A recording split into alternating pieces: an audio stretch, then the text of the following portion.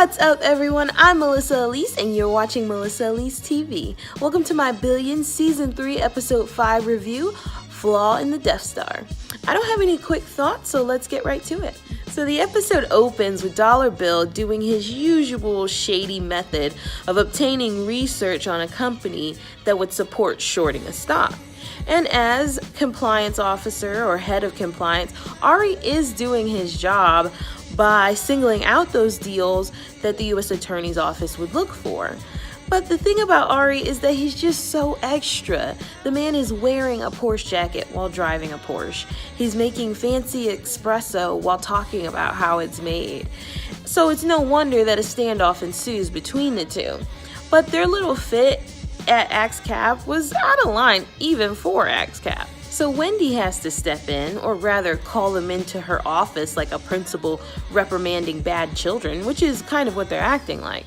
And she gives them a minute to be heard, but then tells them to squash it. And though Bill tries to turn to Axe for help, Axe has far bigger problems to deal with, so he tells him to handle it himself. Neither one of them can see a better way to do their job, so Bill goes ahead and does his play, but has McPhee run it as along. Ari catches this though and gives Wags an ultimatum that either Dollar Bill gets fired or he leaves and reports what he found.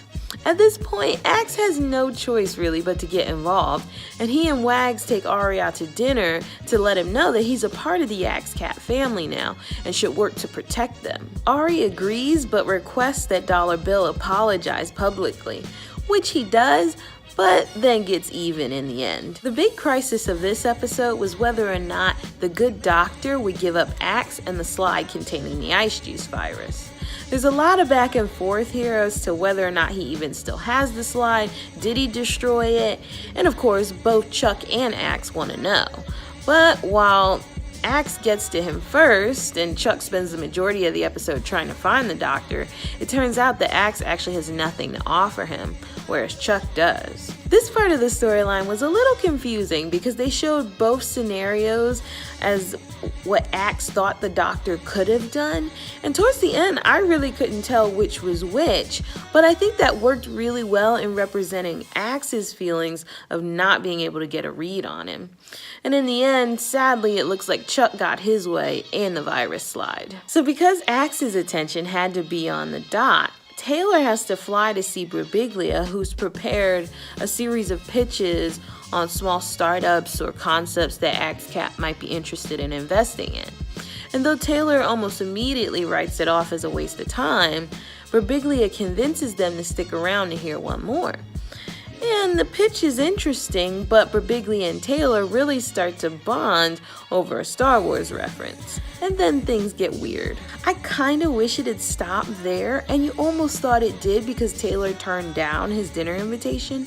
But of course, their plans put them at the same card game, board game tournament, and a very nerdy and awkward hookup result. I do not consider myself a prude, but this gave me the creeps, and I had to close my eyes. A few other things happened in this episode, with Brian going to Sacker for details on Boyd's release. And Brian is definitely putting the pieces together of what Chuck really did, but he's on his own. He gets reamed out by Dake about not focusing on the case. Sacker screws him over by choosing Chuck's side in all of this, helping him to plant evidence of Boyd's so-called cooperation that led to his early release. And then Boyd turns down his offer to help him destroy Chuck. And then Wendy, who's been caught in the middle of Chuck and Axe seemingly since the beginning, though she says they actually liked each other when they first met. And I can kind of see that. But it doesn't matter now because the war between them has gone too far, which Wags points out. But it's Chuck who asks the most important question: how can this sustain, her giving all of herself to both of them? To which Wendy says it can't. I asked a few weeks ago, whose side do you guys think Wendy's on? And it's kind of a tough question to answer because she does care about both of them. She doesn't want to see either of them go to jail. But the argument can be made that she'll choose Chuck because that's her husband, the father of her kids. And I think that argument can be backed up even more if Wendy is somehow caught up with Chuck going to jail. So my question this week is, if it came down to it, why would Wendy go to jail?